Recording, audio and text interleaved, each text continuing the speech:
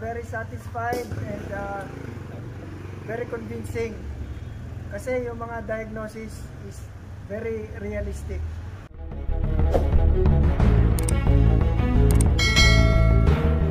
Mayroon tayo dito na customer galing sa Dela Costa na nagpa-check na kanyang transmission.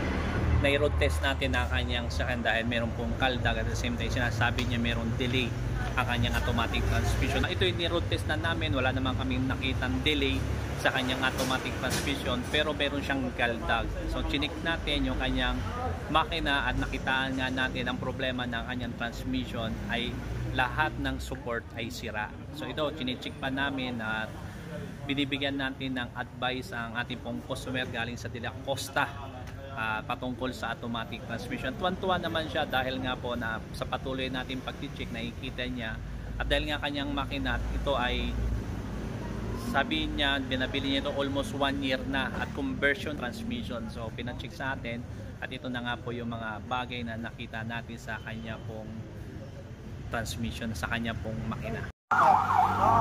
Isa, dalawa, tatlo, apat. Meron pang isa ron sa likod. Isa yan sir, sa mga pinanggagalingan. Baka mamaya hatulan kayo ng hatulan ng transmission ng overhaul dahil sa kaldag. Huwag kayong papayag sir, kasi dito lang ang problema.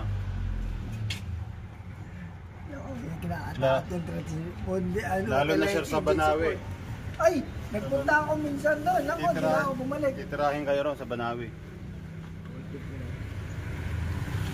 Upon the test natin, nakita natin yung tubo ng kanyang aircon guys ay hindi talaga kung by conversion po ang kanyang tubo po ng aircon. Dumaan po dito sa X-House, yan nakita natin yung tubo kanyang, kaya in-advise din natin si sir na paayos niya tong hose ng aircon niya, itong pinakatubo.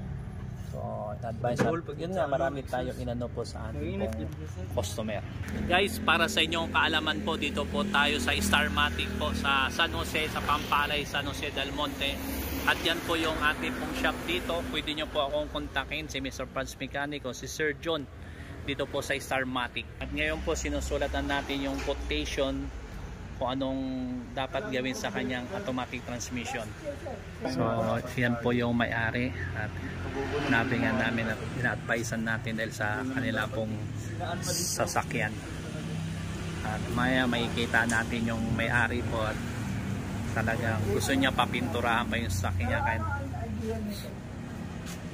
Aandar muna yung... Ayan, kamusta naman po yung pag-check namin sa iyo ng sasakyan ni Sir John? Ano naman masasabi mo? Very satisfied and very convincing. Kasi yung mga diagnosis is very realistic. I would suggest yung mga may po sa kanilang sasakyan, dito na po kayo pumunta sa Starmatic dahil maganda po ang serbisyo nila. Hindi po kayo mag-aalanganin. Totoong value ng pera nyo ay mapupunta sa inyo. So maraming salamat sa... Salamat po. Sir, salamat sir. Salamat po. So dito po kayo magpagawa po sa Starmatic. Maraming salamat. God bless you po.